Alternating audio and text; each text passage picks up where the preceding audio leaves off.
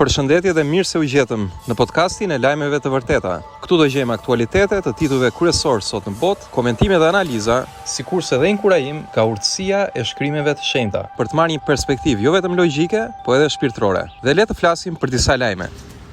Fillojmë me aktualitetin më të madh, që është në fakt konflikti i shumë përfolur tashmë në Iran, epiqendra e gjithë lajmeve të momentit.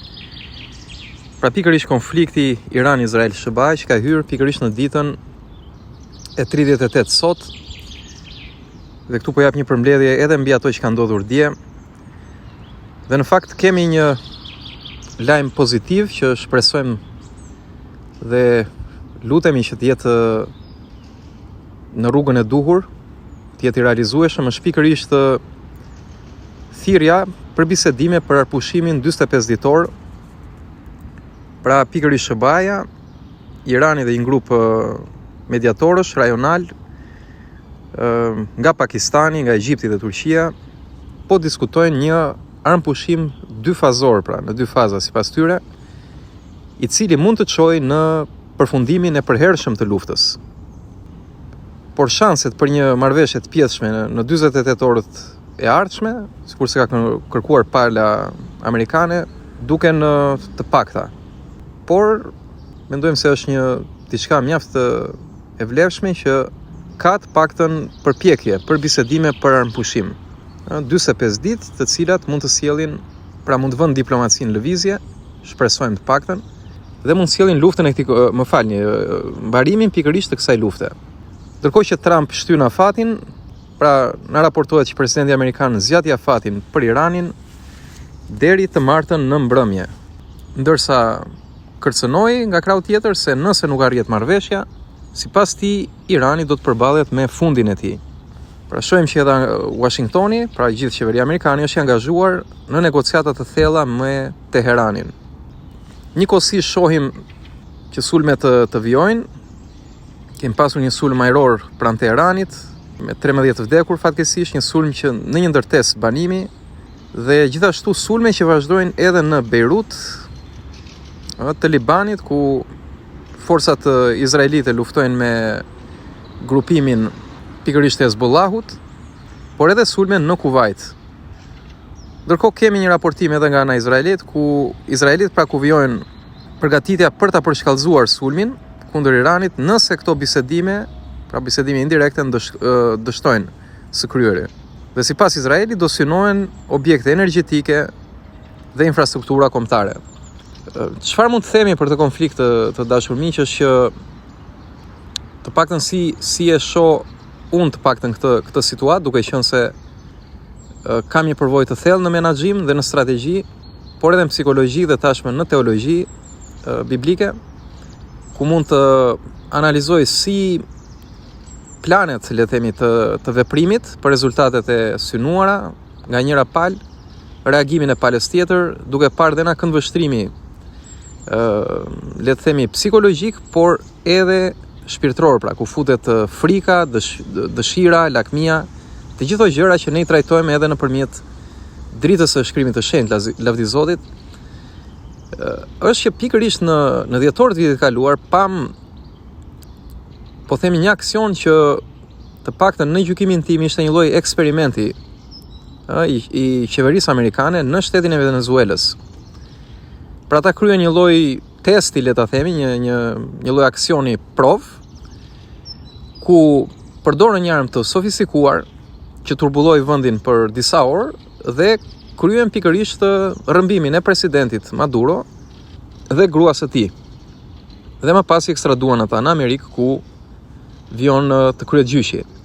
Dhe paralel me këtë, shteti amerikan u angazhua në negociata, kuptohet force, me qeverinë e re të shtetit të Venezuelës, duke kryer kështu një marrëveshje më së shumti në interesin e vet.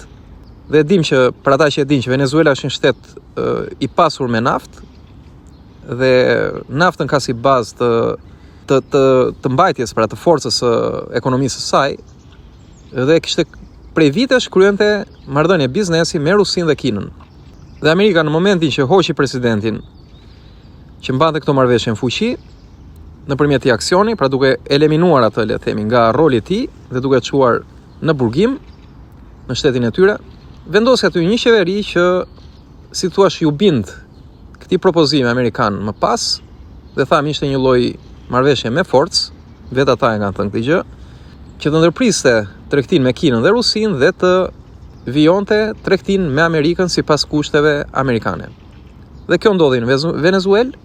Më falë, dhe duhet theksojmë që para se të kryente këtë aksionin e arrestimit Maduros, Amerika ishte angazhuar me Venezuelën në marrëdhënie diplomatike për ta zgjidhur situatën pa konflikt, pra pa ndërhyrje ushtarake. Dhe po të shikojmë paralel, i njëjti skenar përsëritet me Iranin, pothuajse identik. Pra Amerika angazhohet në marrëdhënie diplomatike, Irani jep variantet e tij, pra të hiqej embargoja e të tjera.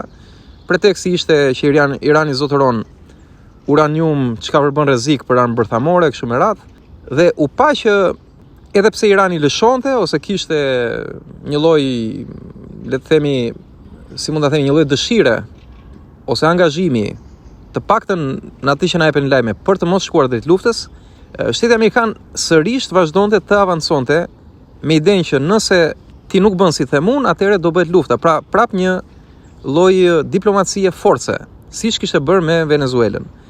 Dhe Amerika kërkonte komplet çarmatimin e Iranit, ndërkohë që Irani i friksoi këtij varianti se thoshte nëse ne çarmatosemi, atëherë Amerika vjen, na pushton dhe na shkatron, si thua, pra ndiheshin të rrezikuar. Pra këto ishin ato çfarë deklaroheshin në gjuhë të thjeshtë. Pra unë po flas gjithmonë në gjuhë të thjeshtë. Dhe ç'a ndodh pasaj? Ndodh që menjëherë pas mbylljes së negociatave të fundit, ku Irani kryen shumë lëshime për hir të faktit, ndodh që Amerika ndërmerr sulmin bashkë me Izraelin. Pra ishte një sulm të paktën në gjykimin tim i projektuar për të qenë i befasishëm, siç ndodhi ngjashëm në Venezuelë.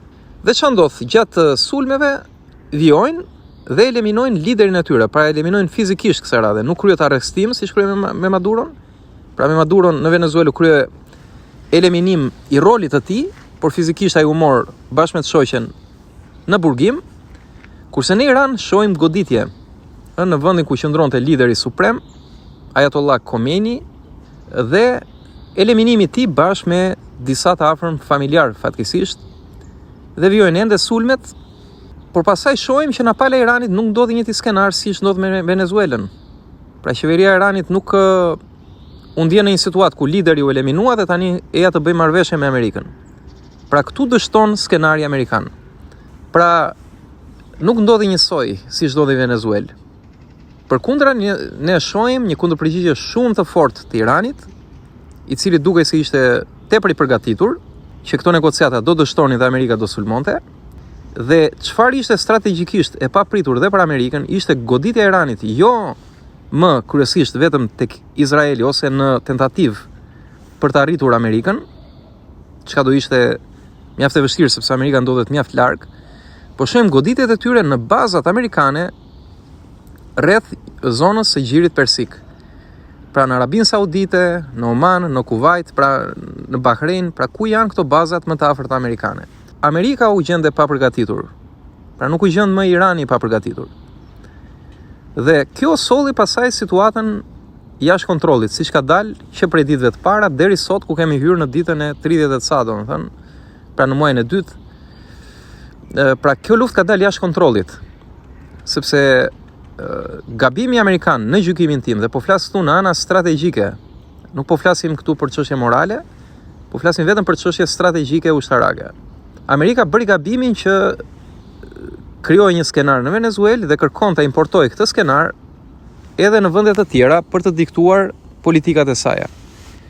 Por doli, si thua, siç themi në shqip, bluff në këtë rast, sepse çfarë duhet theksojmë tu është që gabimi kryesor është që Amerika nuk mori parasysh mentalitetin, kulturën, traditat dhe historinë e këtij kombi, sikur se ka bërë dhe me kombe të tjera. Pra, Irani, duke qenë një vend me një histori të madhe, pra kujtojmë vjen nga mbretëria perse, ata e kanë tepër të zhvelluar këtë krenarin, le të themi, të heroizmit. Pra, të biesh hero në Iran, të vritesh në luftë, është nder për ta. Dhe çuditërisht amerikanët, edhe shërbime inteligjente amerikane nuk e pas kanë ditur këtë gjë. Dhe menduan se me vrasjen e liderit, sikurse me vrasjen e disa generalëve, do dekurajojë popullsia dhe do binin, si thua, do kërkonin me njëherë dorëzimin. Por pikërisht aty ndodhi e kundërta, ndodhi efekti bumerang. Me rënien e këtyre liderave, shteti, domethënë populli, u motivua akoma më shumë tani, sepse ata u bën heronj. Dhe duke pasur ta heronj të rënë në luftë, edhe të tjerët, si thua, e kanë për nder që të bien në këtë luftim për mbrojtjen e adheut të tyre, domethënë. Pra është një mentalitet që për ata që njohin historinë dhe kanë studiuar pak edhe jo vetëm historitë, por edhe si thua luftimet që kanë ndodhur midis tyre perandorive. Ne për shembull si besimtar të krishterë kemi historitë biblike, kur perandoria perse luftonte me perandorinë izraelite e kështu me radhë, domethënë. Pra kemi shumë ngjarje në Bibël që tregojnë pikërisht mjaft luftime, domethënëse që kanë ndryshuar rrjedhën e historisë, pikërisht me protagonist në momente të saktuara perandorin perse. Pra është një popull me histori shumë të madhe, shumë të pasur, është mijëra vjeçare, domethënë. Ndërsa Amerika është një shtet i ri, është një shtet i formuar dhe si duket nuk i kupton këto gjëra, nuk e kupton çdo thotë, jesh në një vend të caktuar prej shumë shekujsh, domethënë. Dhe sa e madhe është lidhja e njerëzve me atë vend. Dhe sa e madhe është sakrifica e tyre për ta mbrojtur atë vend. Pra ky është gabimi, do thoya unë, i Amerikës në këtë rast. Prandaj dhe situata ka dalë jashtë kontrollit tani. Por ama lavdi Zotit shohim tentativa tani të shtetit amerikan për armë pushim. Domethënë një armë pushim, siç e tham, 45 ditor, çka do sillte rikthimin e diplomacisë me qëllim mbylljen e këtij konflikti. Dhe si mund të duken ngjasat pas tyre 38 ditëve luftime, unë do thoja që ka shanse, pra ka shanse të bëhet diçka, por si të thuash, nga ana e Iranit ka një zhgënjim dhe agresivitet më të lartë, sepse ata kanë humbur, si thuash, besimin që me diplomaci mund zgjidhësh diçka me Amerikën, sepse provuan me diplomaci prej shumë muajsh dhe nuk arritën dot gjë. Pra morën në këmbim të lëshimeve të tyre morën në sulmin nga pala amerikano-izraelite. Dhe mund të kuptohet tani në ana psikologjike që ata nuk janë të sigurt, ndihen të kërcënuar dhe nuk kanë besim në pala tjetër. Pra kjo e sjell vështirësinë. Një farë shansi mund të ketë vetëm angazhimi i palëve ndërmjetësve, siç është Pakistani, Egjipti dhe Turqia. Në rastin e Pakistanit mund të themi që ka një marrëdhënie më të afërt dhe më të mirë me Iranin. Egjipti është disi më neutral, kurse Turqia ka më tepër marrëdhënie më të afërta me shtetin amerikan në këtë rast. Pra tre negociatorë që shpresojmë pra me punën e këtyre mund të kryet diçka, pra vetëm këtu mund të shohim disa shanse. Por shanset duken të pakta. Duken të pakta pikërisht për të gjë sepse edhe nëse vijon diplomacia, mendoj se pala e Iranit nuk do kënaqet thjesht me një armë pushim.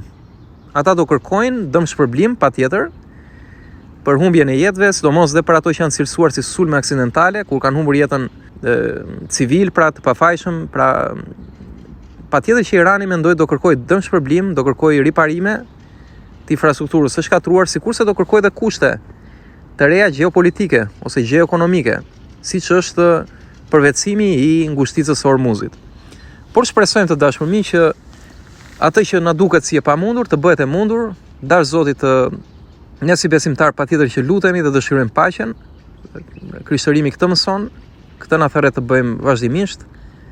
Pra lumë ata që përpiqen për paqen, ata do të quhen bijtë e Perëndisë, thotë Shkrimi i Shenjtë, fjalët e Jezu Krishtit, dhe ne këtë besojmë, Dhe si një shërbese krishtere është pikërisht ky qëllimi i kësaj shërbese që të japi pak inkurajim, po edhe një analizë më të ftohtë dhe realistike, le të themi, jo të mbushur me propagandë apo me mbajtjen e krave të mediave të ndryshme, por për të parë një analizë të qartë, të thjeshtë, ndaj dhe ky podcast është quajtur Lajme të Vërteta.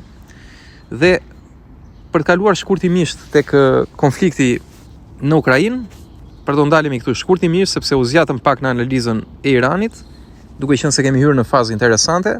Në Ukrainë nuk kemi zhvillime, vijojnë sulmet nga pala ruse, vijon avancimi i tyre dhe nga pala e Ukrainës kemi shqetësimin se duke qenë se vëmendja tashmë është në Iran, pika më e nxehtë është Irani, nga ku varet më së shumti edhe ekonomia globale, pak vëmendje po jepet Ukrainës.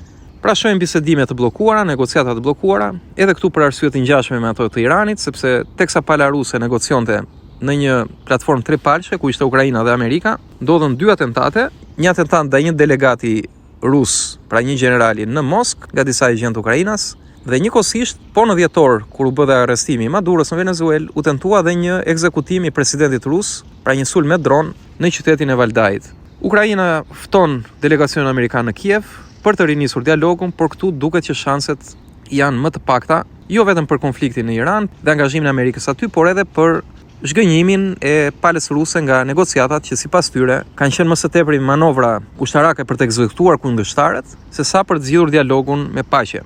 Dhe Rusia ka përsëritur kushtet e saj, ato të dakordsuara në vitin 2022 në Stamboll, pra ku Turqia ishte mediatore midis Ukrainës dhe Rusisë, ku arrit dhe një marrëveshje, po që më pas u prish në pala ukrainase, pra pikërisht për të tërhequr trupat nga zona lindore që njihet si zona e Donbasit, që i ka kaluar Rusisë me referendum, dhe nëse bëhet tërheqja e ukrainasve, rusët kanë deklaruar se do ndalojnë sulmet dhe do vijojnë negociatat për të stabilizuar marrëdhëniet midis këtyre popujve.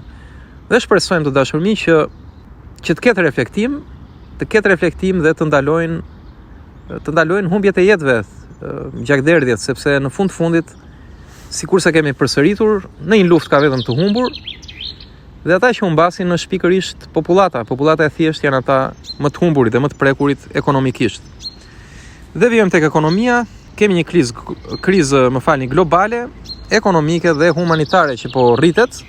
Vijon paralajmërimi për sigurinë ushqimore në institucionet botërore, sidomos rreziqe mbi shtetet që veçanërisht varen nga importet. Pra shtetet që importojnë më tepër, sidomos bazën ushqimore, janë ato më të prekurat. Dhe hym tani në pjesën e analizës. Pra kujtojmë që ky podcast ka 3 pjesë, ka pjesën e aktualiteteve që i prekëm, bëmi analizë disi më të thellë tek pjesa e Iranit, duke qenë se patëm një zhvillim të veçantë, dhe tani kemi pjesën e reflektimit. Nëse i shohim të gjitha dinamikat, shohim një rrezik të një lufte të zgjatur.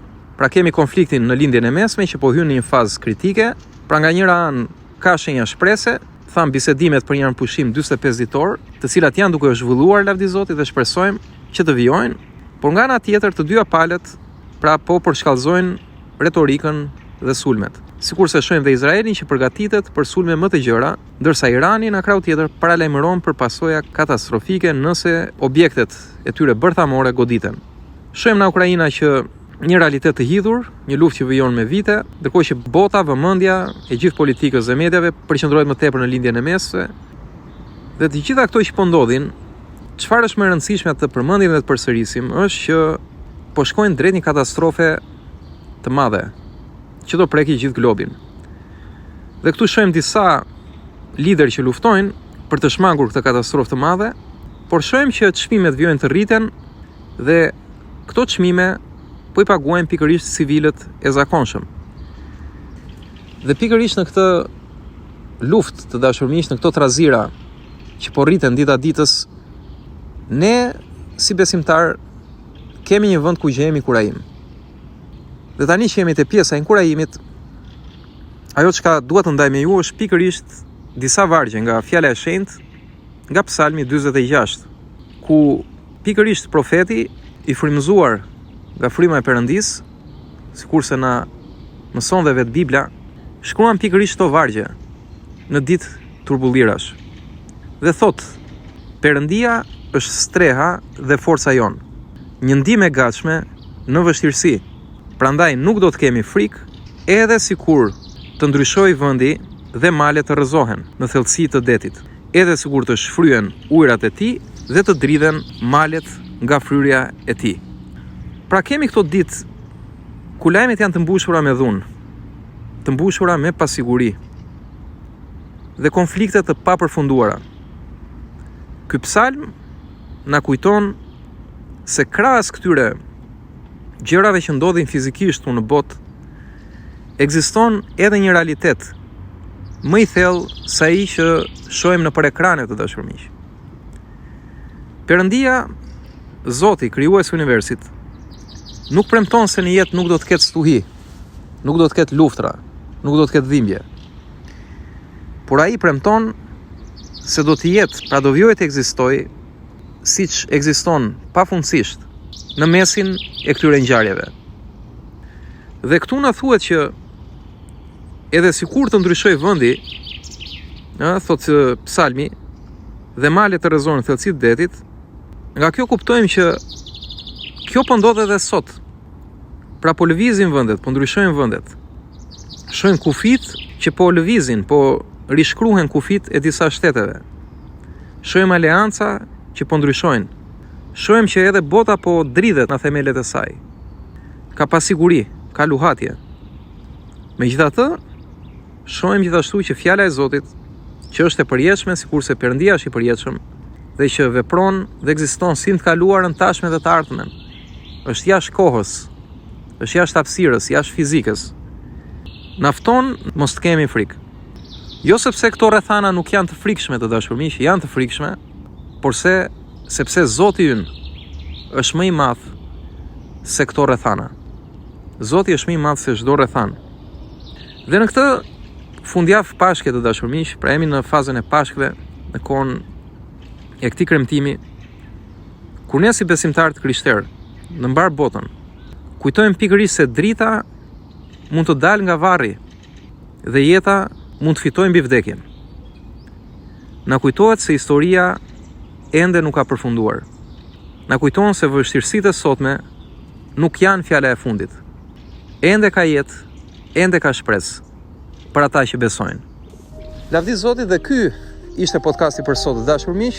Ju kujtoj, nëse ju pëlqen ky material, mund ta ndani me miqtë tuaj, mund të jepni like, pra pëlqim, share, sikurse dhe të regjistrojeni në këtë kanal, pra të jepni subscribe. Dhe ndërkohë, mos harroni, do ta njihni të vërtetën dhe vërteta do t'ju bëjë të lirë. Miru dëgjofshim.